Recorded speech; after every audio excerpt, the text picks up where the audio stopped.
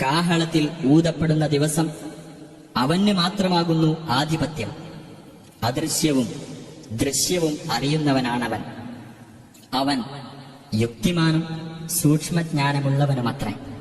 ഇബ്രാഹിം തന്റെ പിതാവായ ആസറിനോട് പറഞ്ഞ സന്ദർഭം ഓർക്കുക. ചില ബിംബങ്ങളെയാണോ താങ്കൾ ദൈവങ്ങളായി സ്വീകരിക്കുന്നത്? തീർച്ചയായും താങ്കളും താങ്കളുടെ ജനതയും വ്യക്തമായ വഴികേടിലാണെന്ന് ഞാൻ കാണുന്നു. അപ്രകാരം ഇബ്രാഹീമിന് നാം ആകാശങ്ങളുടെയും ഭൂമിയുടെയും ആധിപത്യ രഹസ്യങ്ങൾ കാണിച്ചു കൊടുക്കുന്നു. അദ്ദേഹം ദൃഢബോധ്യമുള്ളവരുടെ കൂട്ടത്തിൽ ആയിരിക്കാൻ വേണ്ടിയും കൂടിയാണത്. അങ്ങനെ രാത്രി അദ്ദേഹത്തെ ഇരുട്ടുകൊണ്ട് മൂടിയപ്പോൾ അദ്ദേഹം ഒരു നക്ഷത്രം കണ്ടു. അദ്ദേഹം പറഞ്ഞു, ഇതാ എന്റെ രക്ഷിതാവ്. എന്നിട്ട് അത് അസ്തമിച്ചപ്പോൾ അദ്ദേഹം പറഞ്ഞു, അസ്തമിച്ചു പോകുന്നവരെ ഞാൻ ഇഷ്ടപ്പെടുന്നില്ല. അനന്തരം ചന്ദ്രൻ ഉദിച്ചുയരുന്നത് കണ്ടപ്പോൾ അദ്ദേഹം പറഞ്ഞു, ഇതാ എന്റെ രക്ഷിതാവ്. എന്നിട്ട് അതും അസ്തമിച്ചപ്പോൾ അദ്ദേഹം പറഞ്ഞു, എന്റെ രക്ഷിതാവ് എനിക്ക് നേർവഴി കാണിച്ചു തന്നില്ലെങ്കിൽ തീർച്ചയായും ഞാൻ വഴിപിഴച്ച ജനവിഭാഗത്തിൽപ്പെട്ടവനായിത്തീരും. അനന്തരം സൂര്യൻ ഉദിച്ചുയരുന്നതായി കണ്ടപ്പോൾ അദ്ദേഹം പറഞ്ഞു, ഇതാ എന്റെ രക്ഷിതാവ്, ഇതാണ് ഏറ്റവും വലുത്. അങ്ങനെ അതും അസ്തമിച്ചു പോയപ്പോൾ അദ്ദേഹം പറഞ്ഞു, എന്റെ സമുദായമേ, നിങ്ങൾ ദൈവത്തോട് പങ്കുചേർക്കുന്നതിൽ നിന്നെല്ലാം തീർച്ചയായും ഞാൻ ഒഴിവാകുന്നു.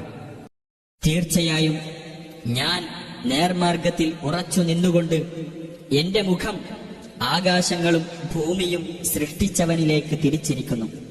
ഞാൻ ബഹുദൈവവാദികളിൽപ്പെട്ടവനേ അല്ല. അദ്ദേഹത്തിന്റെ ജനത അദ്ദേഹവുമായി തർക്കത്തിൽ ഏർപ്പെടുകയുണ്ടായി. അദ്ദേഹം പറഞ്ഞു, അള്ളാഹുവിന്റെ കാര്യത്തിൽ നിങ്ങൾ എന്നോട് തർക്കിക്കുകയാണോ? അവനാകട്ടെ എന്നെ നേർവഴിയിലാക്കിയിരിക്കുകയാണ്. നിങ്ങൾ അവനോട് പങ്കുചേർക്കുന്ന യാതൊന്നിനെയും ഞാൻ ഭയപ്പെടുന്നില്ല. എന്റെ രക്ഷിതാവ് ഉദ്ദേശിക്കുന്നതെന്തോ അതല്ലാതെ സംഭവിക്കുകയില്ല. എന്റെ രക്ഷിതാവിന്റെ ജ്ഞാനം സർവകാര്യങ്ങളെയും ഉൾക്കൊള്ളാൻ മാത്രം വിപുലമായിരിക്കുന്നു. നിങ്ങൾ എന്താണ് ആലോചിച്ചു നോക്കാത്തത്? നിങ്ങൾ അള്ളാഹുവിനോട് പങ്കുചേർത്തതിനെ ഞാൻ എങ്ങനെ ഭയപ്പെടും? നിങ്ങളാകട്ടെ അള്ളാഹു നിങ്ങൾക്ക് യാതൊരു പ്രമാണവും നൽകിയിട്ടില്ലാത്ത വസ്തുക്കളെ അവനോട് പങ്കുചേർക്കുന്നതിനെപ്പറ്റി ഭയപ്പെടുന്നുമില്ല. അപ്പോൾ രണ്ടു കക്ഷികളിൽ ആരാണ് നിർഭയരായിരിക്കാൻ കൂടുതൽ അർഹതയുള്ളവർ? പറയൂ, നിങ്ങൾക്കറിയാമെങ്കിൽ. വിശ്വസിക്കുകയും തങ്ങളുടെ വിശ്വാസത്തിൽ അന്യായം കൂട്ടിക്കലർത്താതിരിക്കുകയും ചെയ്തവരാരോ അവർക്കാണ് നിർഭയത്വമുള്ളത്. അവർ തന്നെയാണ് നേർമാർഗം പ്രാപിച്ചവർ. ഇബ്രാഹീമിന് തന്റെ ജനതയ്ക്കെതിരായി നാം നൽകിയ ന്യായ പ്രമാണമത്രേ അത്. നാം ഉദ്ദേശിക്കുന്നവർക്ക് നാം പദവികൾ ഉയർത്തിക്കൊടുക്കുന്നു. തീർച്ചയായും നിന്റെ രക്ഷിതാവ് യുക്തിമാനും സർവജ്ഞനുമത്രേ. അദ്ദേഹത്തിന് നാം ഇസ്ഹാഖിനെയും യാക്കൂബിനെയും നൽകുകയും ചെയ്തു. അവരെയെല്ലാം നാം നേർവഴിയിലാക്കിയിരിക്കുന്നു. അദ്ദേഹത്തിനു മുമ്പ് നോഹിനെയും നാം നേർവഴിയിലാക്കിയിട്ടുണ്ട്. അദ്ദേഹത്തിന്റെ സന്താനങ്ങളിൽ നിന്ന് ദാവൂദിനെയും സുലൈമാനെയും അയ്യൂബിനെയും യൂസുഫിനെയും മൂസായെയും ഹാറൂനെയും നാം നേർവഴിയിലാക്കി. അപ്രകാരം സദ്വൃത്തർക്ക് നാം പ്രതിഫലം നൽകുന്നു. സക്കരിയ, യഹ്യ, ഈസ, ഇല്യാസ് എന്നിവരെയും നേർവഴിയിലാക്കി. അവരെല്ലാം സജ്ജനങ്ങളിൽപ്പെട്ടവരത്രേ. ഇസ്മായിൽ, അൽയസഅ, യൂനുസ്, ലൂത്ത് എന്നിവരെയും നേർവഴിയിലാക്കി. അവരെല്ലാവരെയും നാം ലോകരിൽ വെച്ച് ശ്രേഷ്ഠരാക്കിയിരിക്കുന്നു. അവരുടെ പിതാക്കളിൽ നിന്നും സന്തതികളിൽ നിന്നും സഹോദരങ്ങളിൽ നിന്നും ചിലർക്ക് നാം ശ്രേഷ്ഠത നൽകിയിരിക്കുന്നു. അവരെ നാം വിശിഷ്ടരായി തെരഞ്ഞെടുക്കുകയും നേർമാർഗത്തിലേക്ക് അവരെ നയിക്കുകയും ചെയ്തിരിക്കുന്നു. അതാണ് അള്ളാഹുവിന്റെ മാർഗദർശനം. അത് മുഖേന തന്റെ ദാസന്മാരിൽ നിന്ന് താൻ ഉദ്ദേശിക്കുന്നവരെ അവൻ നേർമാർഗത്തിലേക്ക് നയിക്കുന്നു. അവർ അള്ളാഹുവോട് പങ്കു ചേർത്തിരുന്നുവെങ്കിൽ അവർ പ്രവർത്തിച്ചിരുന്നതെല്ലാം അവരെ സംബന്ധിച്ചിടത്തോളം നിഷ്ഫലമായി പോകുമായിരുന്നു. നാം വേദവും വിജ്ഞാനവും പ്രവാചകത്വവും നൽകിയിട്ടുള്ളവരത്രേ അവർ. ഇനി ഇക്കൂട്ടർ അവയൊക്കെ നിഷേധിക്കുകയാണെങ്കിൽ അവയിൽ അവിശ്വസിക്കുന്നവരല്ലാത്ത ഒരു ജനവിഭാഗത്തെ നാം അത് ഭരമേൽപ്പിച്ചിട്ടുണ്ട്. അവരെയാണ് അള്ളാഹു നേർവഴിയിലാക്കിയിട്ടുള്ളത്. അതിനാൽ അവരുടെ നേർമാർഗത്തെ നീ പിന്തുടർന്നു കൊള്ളുക. നബിയെ പറയുക, ഇതിന്റെ പേരിൽ യാതൊരു പ്രതിഫലവും ഞാൻ നിങ്ങളോട് ആവശ്യപ്പെടുന്നില്ല. ഇത് ലോകർക്ക് വേണ്ടിയുള്ള ഒരു ഉത്ബോധനമല്ലാതെ മറ്റൊന്നുമല്ല. ഒരു മനുഷ്യനും അള്ളാഹു യാതൊന്നും അവതരിപ്പിച്ചു കൊടുത്തിട്ടില്ല എന്ന് പറഞ്ഞ സന്ദർഭത്തിൽ അള്ളാഹുവെ വിലയിരുത്തേണ്ട മുറപ്രകാരം വിലയിരുത്താതിരിക്കുകയാണ് അവർ ചെയ്തത്. പറയുക, എന്നാൽ സത്യപ്രകാശമായിക്കൊണ്ടും മനുഷ്യർക്ക് മാർഗദർശകമായിക്കൊണ്ടും മൂസ കൊണ്ടുവന്ന ഗ്രന്ഥം ആരാണ് അവതരിപ്പിച്ചത്? നിങ്ങൾ അതിനെ കടലാസ് തുണ്ടുകളാക്കി ചില ഭാഗങ്ങൾ വെളിപ്പെടുത്തുകയും മറ്റു പലതും ഒളിച്ചുവെക്കുകയും ചെയ്യുന്നുണ്ടല്ലോ. നിങ്ങൾക്കോ നിങ്ങളുടെ പിതാക്കന്മാർക്കോ അറിവില്ലാതിരുന്ന പലതും ആ ഗ്രന്ഥത്തിലൂടെ നിങ്ങൾ പഠിപ്പിക്കപ്പെട്ടിട്ടുമുണ്ട്. അള്ളാഹുവാണ് അത് അവതരിപ്പിച്ചത് എന്ന് പറയുക. പിന്നീട് അവരുടെ കുതർക്കങ്ങളുമായി വിളയാടുവാൻ അവരെ വിട്ടേക്കുക. ഇതാ നാം അവതരിപ്പിച്ച നന്മ നിറഞ്ഞ ഒരു ഗ്രന്ഥം. അതിന്റെ മുമ്പുള്ള വേദത്തെ ശരിവെക്കുന്നതത്രേ അത്. മാതൃനഗരിയായ മക്കയിലും അതിന്റെ ചുറ്റുഭാഗത്തുമുള്ളവർക്ക് നീ താക്കീത് നൽകുവാൻ വേണ്ടി ഉള്ളതുമാണ് അത്. പരലോകത്തിൽ വിശ്വസിക്കുന്നവർ ഈ ഗ്രന്ഥത്തിൽ വിശ്വസിക്കുന്നതാണ്. തങ്ങളുടെ പ്രാർത്ഥന അവർ മുറപ്രകാരം സൂക്ഷിച്ചു പോരുന്നതുമാണ്.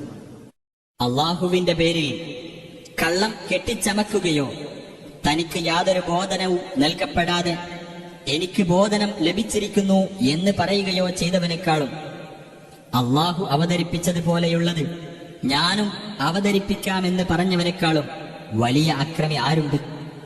ആ അക്രമികൾ മരണവെപ്രാളത്തിലായിരിക്കുന്ന രംഗം നീ കണ്ടിരുന്നുവെങ്കിൽ നിങ്ങൾ നിങ്ങളുടെ ആത്മാക്കളെ പുറത്തിറക്കുവിൻ എന്ന് പറഞ്ഞുകൊണ്ട് മലക്കുകൾ അവരുടെ നേരെ തങ്ങളുടെ കൈകൾ നീട്ടിക്കൊണ്ടിരിക്കുകയാണ്. നിങ്ങൾ അള്ളാഹുവിന്റെ പേരിൽ സത്യമല്ലാത്തത് പറഞ്ഞുകൊണ്ടിരുന്നതിന്റെയും അവന്റെ ദൃഷ്ടാന്തങ്ങളെ നിങ്ങൾ അഹങ്കരിച്ച് തള്ളിക്കളഞ്ഞിരുന്നതിന്റെയും ഫലമായി ഇന്ന് നിങ്ങൾക്ക് ഹീനമായ ശിക്ഷ നൽകപ്പെടുന്നതാണ് എന്ന് മലക്കുകൾ പറയും. അവരോട് അള്ളാഹു പറയും, നിങ്ങളെ നാം ആദ്യഘട്ടത്തിൽ സൃഷ്ടിച്ചതുപോലെ തന്നെ നിങ്ങളിതാ നമ്മുടെ അടുക്കൽ ഒറ്റപ്പെട്ടവരായി വന്നെത്തിയിരിക്കുന്നു. നിങ്ങൾക്ക് നാം അധീനപ്പെടുത്തി തന്നതെല്ലാം നിങ്ങളുടെ പിന്നിൽ നിങ്ങൾ വിട്ടേച്ച് പോന്നിരിക്കുന്നു. നിങ്ങളുടെ കാര്യത്തിൽ അള്ളാഹുവിന്റെ പങ്കുകാരാണെന്ന് നിങ്ങൾ ജൽപ്പിച്ചിരുന്ന നിങ്ങളുടെ ആ ശുപാർശക്കാരെ നിങ്ങളോടൊപ്പം നാം കാണുന്നില്ല. നിങ്ങൾ തമ്മിലുള്ള ബന്ധം അറ്റുപോകുകയും നിങ്ങൾ ജൽപ്പിച്ചിരുന്നതെല്ലാം നിങ്ങളെ വിട്ടുപോവുകയും ചെയ്തിരിക്കുന്നു. തീർച്ചയായും ധാന്യമണികളും ഈന്തപ്പഴക്കുരുവും പിളർക്കുന്നവനാകുന്നു അള്ളാഹു. നിർജീവമായതിൽ നിന്ന് ജീവനുള്ളതിനെ അവൻ പുറത്തു വരുത്തുന്നു. ജീവനുള്ളതിൽ നിന്ന് നിർജീവമായതിനെയും അവൻ പുറത്തു വരുത്തുന്നതാണ്. അങ്ങനെയുള്ളവനത്രേ അള്ളാഹു. എന്നിരിക്കെ എങ്ങനെയാണ് നിങ്ങൾ വഴി തെറ്റിക്കപ്പെടുന്നത്? പ്രഭാതത്തെ പിളർത്തിക്കൊണ്ടുവരുന്നവനാണവൻ. രാത്രിയെ അവൻ ശാന്തമായ വിശ്രമവേളയാക്കിയിരിക്കുന്നു. സൂര്യനെയും ചന്ദ്രനെയും കണക്കുകൾക്ക് അടിസ്ഥാനവും ആക്കിയിരിക്കുന്നു. പ്രതാപിയും സർവജ്ഞനുമായ അള്ളാഹുവിന്റെ ക്രമീകരണമത്രേ അത്. അവനാണ് നിങ്ങൾക്കു വേണ്ടി നക്ഷത്രങ്ങളെ കരയിലെയും കടലിലെയും അന്ധകാരങ്ങളിൽ നിങ്ങൾക്ക് അവ മുഖേന വഴിയറിയാൻ പാകത്തിലാക്കി തന്നത്. മനസ്സിലാക്കുന്ന ആളുകൾക്കു വേണ്ടി നാം ഇതാ ദൃഷ്ടാന്തങ്ങൾ വിശദീകരിച്ചിരിക്കുന്നു. അവനാണ് ഒരേ ആത്മാവിൽ നിന്നും നിങ്ങളെ സൃഷ്ടിച്ചുണ്ടാക്കിയവൻ. പിന്നെ നിങ്ങൾക്ക് ഒരു സ്ഥിര സങ്കേതവും സൂക്ഷിപ്പ് കേന്ദ്രവുമുണ്ട്. കാര്യം ഗ്രഹിക്കുന്ന ആളുകൾക്കു വേണ്ടി നാം ഇതാ ദൃഷ്ടാന്തങ്ങൾ വിശദീകരിച്ചിരിക്കുന്നു. അവനാണ് ആകാശത്തുനിന്ന് വെള്ളം ചൊരിഞ്ഞു തന്നവൻ. എന്നിട്ട് അതു മുഖേന നാം എല്ലാ വസ്തുക്കളുടെയും മുളകൾ പുറത്തു കൊണ്ടുവരികയും അനന്തരം അതിൽ നിന്ന് പച്ച പിടിച്ച ചെടികൾ വളർത്തിക്കൊണ്ടുവരികയും ചെയ്തു. ആ ചെടികളിൽ നിന്ന് നാം തിങ്ങി നിറഞ്ഞ ധാന്യം പുറത്തു വരുത്തുന്നു.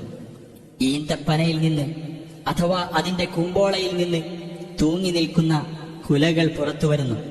അപ്രകാരം തന്നെ മുന്തിരിത്തോട്ടങ്ങളും പരസ്പരം തുല്യത തോന്നുന്നതും എന്നാൽ ഒരുപോലെയല്ലാത്തതുമായ ഒലീവും മാതളവും നാം ഉൽപ്പാദിപ്പിച്ചു. അവയുടെ കായ്കൾ കായ്ച്ചു വരുന്നതും മൂപ്പെത്തുന്നതും നിങ്ങൾ നോക്കൂ. വിശ്വസിക്കുന്ന ജനങ്ങൾക്ക് അതിലെല്ലാം ദൃഷ്ടാന്തങ്ങളുണ്ട്.